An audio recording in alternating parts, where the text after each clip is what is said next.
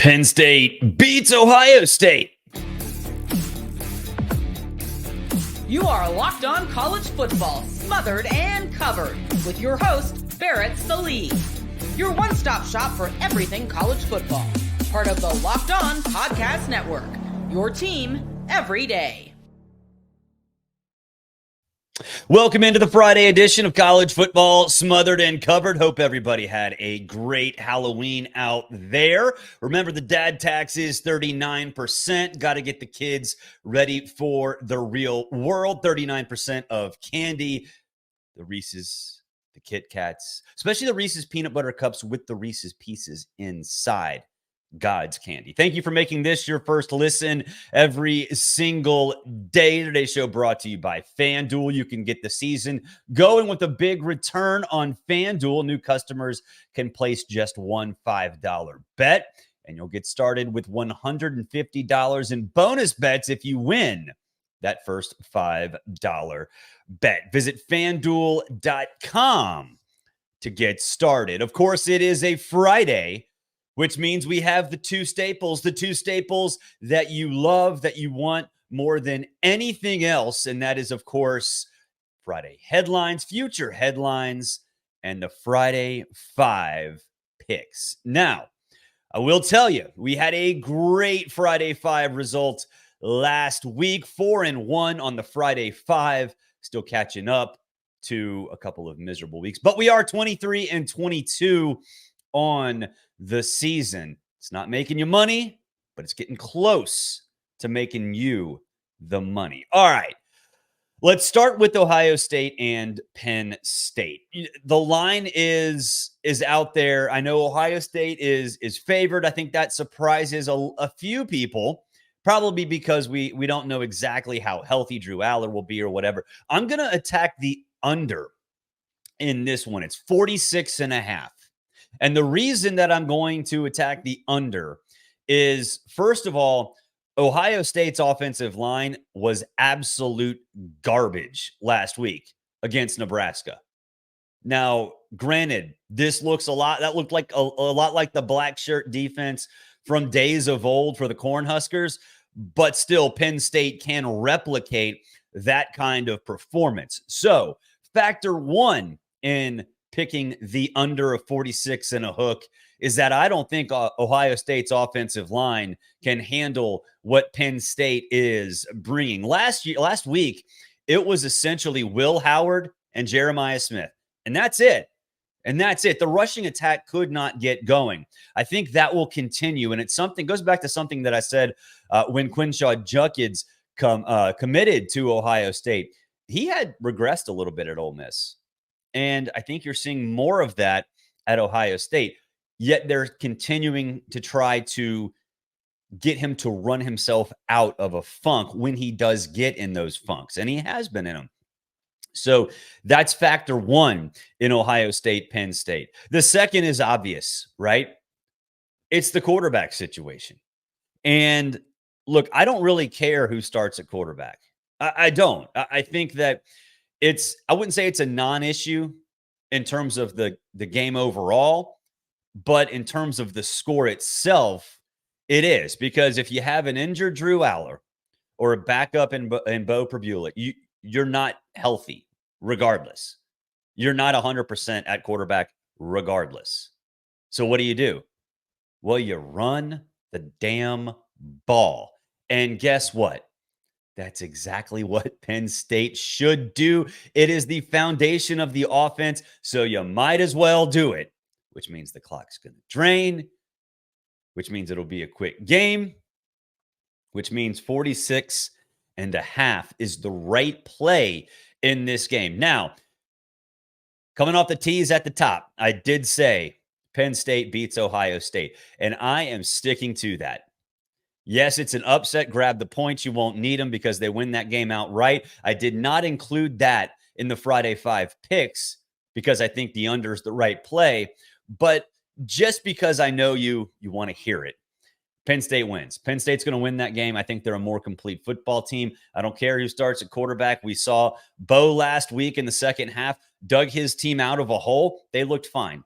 They looked fine. Why? Because they can run the dang ball. And full circle back to the actual pick. That's why it's going to be under. So Penn State, Ohio State starting us off in the Friday Five. We'll attack one more point total before we take a break, and that is Arizona State at Oklahoma State. It's 57.5. 57.5. I saw that and I was like, have people actually watched Arizona State this year? People actually watched Oklahoma State this year? Oklahoma State's one of the biggest disappointments, I think, in the entire sport. I thought with Ollie Gordon and veterans all over the place that this team was primed for a Mike Gundy special, where they not only win the Big 12, but actually are capable of winning a national championship. I was wrong. I like a lot of other people, was wrong in that regard because they can't do anything right. Same with Arizona State. Now they've had their quarterback issues. I get that. But it's just it's one of those teams where you don't know what you're going to get every single week. And yeah, the quarterback issue when Sims played last week is part of it. But is there anything to suggest that this team can win a shootout against anybody that's halfway decent? No, there's not.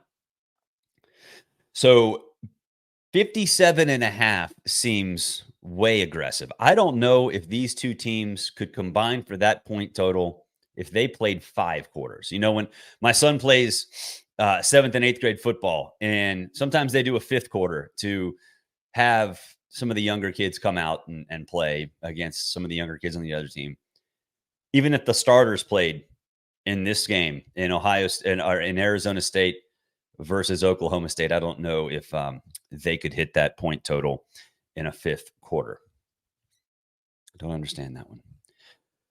We will take a break. When we come back, we'll talk about 3 more games in the Friday Five, and they will all be point spread games. It's college football smothered and covered. Of course, we are powered by the Locked On Podcast Network. Not going to lie, I'm dragging a little bit today.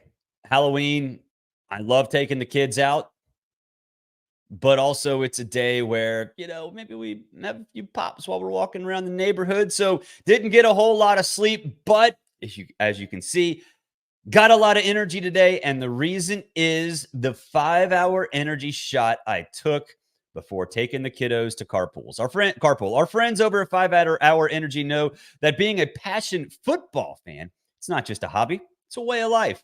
It takes a lot of energy to power through all day. Tailgates, touchdown celebrations, and of course, those agonizing second overtimes, which is why they've created the Stand the Fan 5-Hour Energy Shot with a special flavor called Fan Fuel, the energy shot made just for super fans like all of us. The fans who are first in the parking lot and always are the last to leave.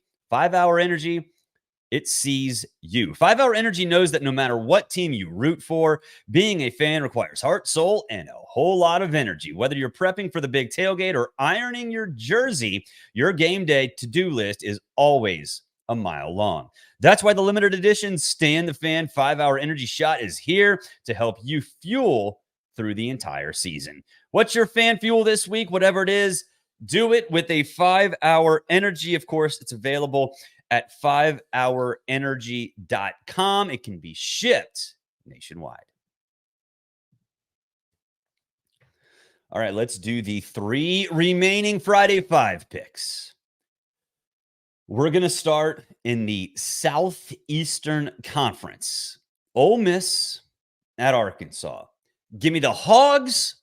I'll grab the 7.5.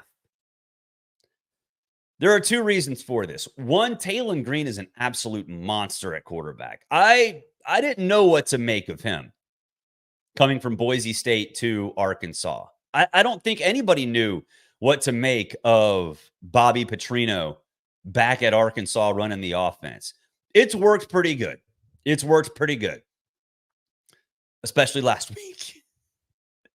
So I think Arkansas is sort of finding its stride. Now, there are some injuries, especially at the running back position, but they've found a way to have that offense click despite a lot of different nicks and things that have gone wrong all year. So Arkansas, to me, has evolved to a point where it's dangerous offensively every single week. Maybe not dynamic like they were last week, but still just a headache for opposing defensive coordinators.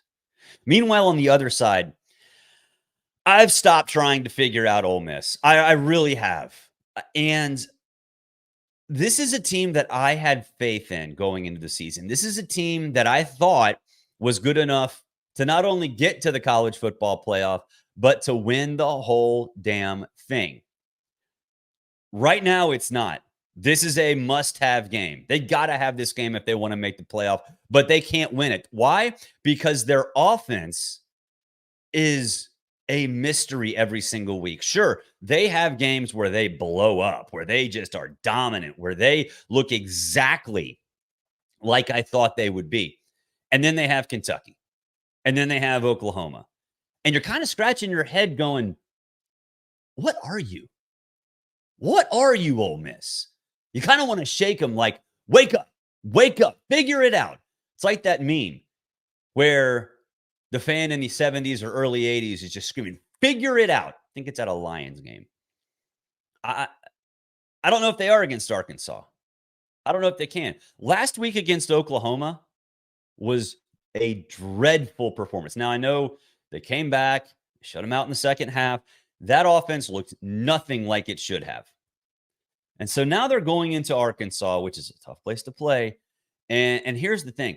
I thought that in any Ole Miss game, if Ole Miss can get you into a shootout, you have no chance.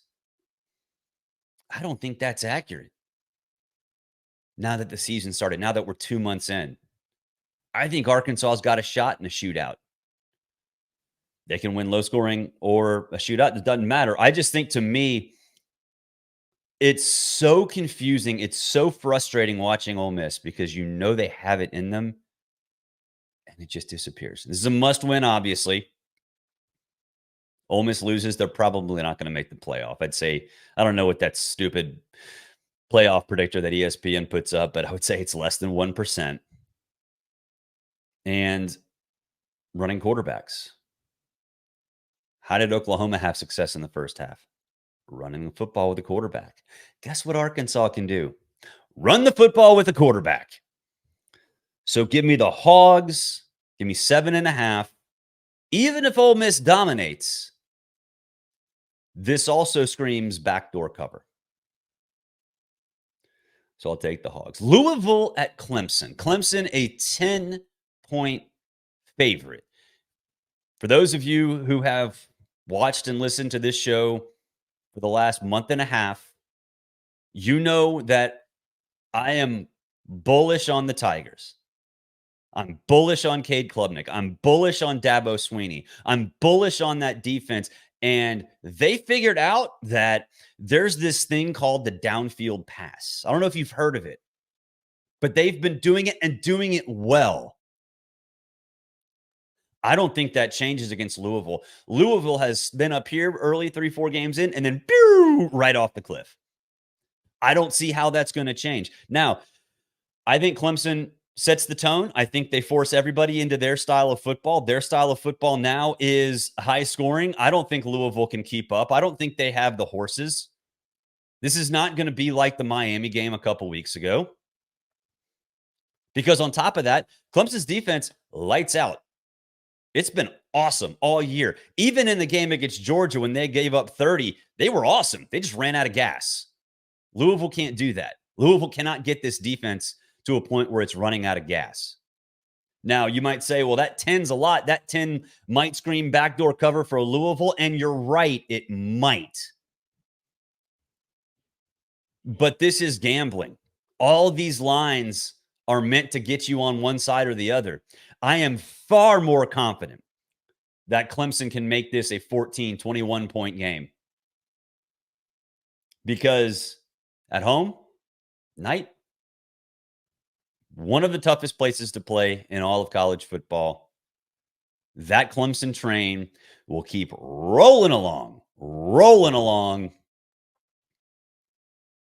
and they'll assert themselves again as a team that not only can make the playoff, but one that by the end of the season, by early December, is good enough to win it, is good enough to be with the Oregons, the Georgias, the Ohio States, all those teams. Why? Because at that point, I don't think Clemson will have a flaw. I still think Georgia does offensively, specifically at the quarterback. We'll talk about that next segment. Still think Ohio State does, the offensive line. We talked about that last segment. What's the weakness for Clemson right now? They don't really have one. So the floor is really high. The ceiling's a lot lower than some of those teams, but it's getting higher. It's going there. So I'll take Clemson, and I will lay the 10. Virginia Tech at Syracuse. Kyle McCord just threw another interception. Oh, wait, no, he did another one too. I don't know what happened last time out, but what I do know is that Virginia Tech is slowly but surely finding its stride. It's put the Vanderbilt loss past it. And look, I think at the time we all laughed at Virginia Tech. I don't know if we are now, but Virginia Tech is in the mix for the ACC championship. I don't know if anybody realizes that, but you look at the ACC standings and you're like, oh, okay, that team might actually get into the ACC championship game. And certainly if this continues, has a shot to win it. I think that continues. A reeling Syracuse team, a Hokie team that's hot. Drones is doing his thing. Laying only 4. I know it's on the road, not much of a home field advantage at Syracuse. So give me the Hokies. Hokie high, Virginia, VPI. We'll take a break when we come back. Future headlines. It's college football smothered and covered, powered by Locked On.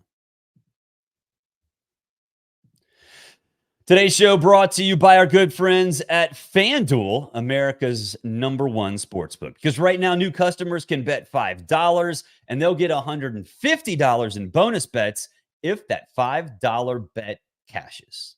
The FanDuel Sportsbook app gives you everything you need to place live bets on the NFL, all in one place. So when you get a hunch in the middle of a game, and you want to check out the latest stats, it's right there. Play-by-play, also right there. It's on the same page where you place your bets. So everything is nice, smooth, and efficient. Just visit FanDuel.com today. You'll get started with the $150 bonus bets if you win your first $5 bet. That's FanDuel.com. FanDuel.com. Never waste a hunch and make every moment more with FanDuel, the official sportsbook partner of the NFL. All right, time for future headlines.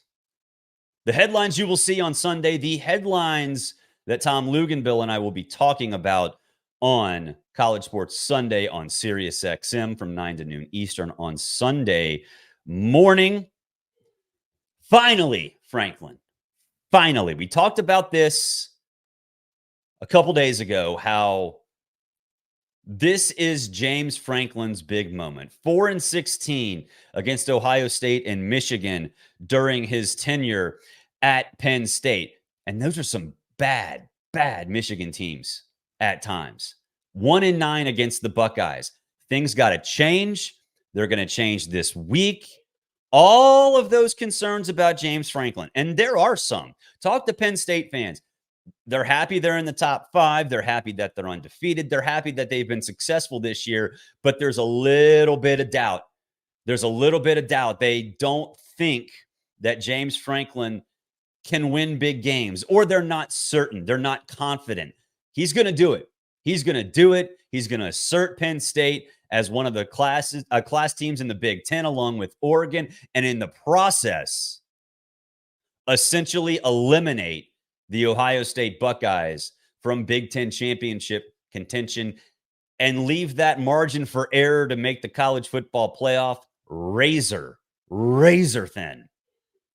Finally, Franklin, the first future headline of the weekend.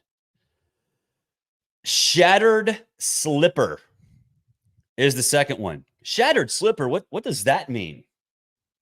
I don't get it. Shattered slipper. Well, it's because the slipper for Vanderbilt will break in 1,000 pieces. 1,000 pieces. Look, I know Diego Pavia is going back to the scene of the crime when he beat Auburn with New Mexico State last year, but Auburn got some confidence last week against Kentucky.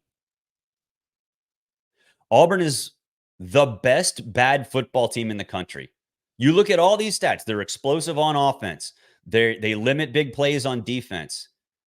They're right up there with the best of the best. They're right up there with college football playoff contenders. And yet they're terrible. Why? Because of turnovers, because of Peyton Thorne. And I think more importantly, because Hugh Freeze, when there are issues in the passing game, tries to let Peyton Thorne throw himself out of those slumps. Well, that didn't happen last week. Jarquez Hunter took over that game in Kentucky. It's like a light bulb went off in Hugh Freeze's head. And it's like, oh, yeah, that Jarquez Hunter guy, he exists. Let's use him. And it worked. And it worked. That will continue. Now, it will take Hugh Freeze swallowing his pride a little bit, but he did it. He did it last week. Why not continue that trend? Auburn is more than a touchdown favorite at home against Vandy. Tough place to play. Now, I know it's a morning game, but whatever. If Auburn beats Vandy, and I think Auburn will beat Vandy, that slipper will shatter. Last one, party poopers. Party poopers. What does that mean? Well, it is the world's largest outdoor cocktail party this week. The world's largest outdoor cocktail party. If you have not been, you should go. It is something you will never forget. Okay? Right up there, dogs in the video. If you're watching, dogs. Where's Florida? I have a Florida one somewhere. Oh, well, whatever. I'm not saying Florida's going to win. I don't think Florida's going to win.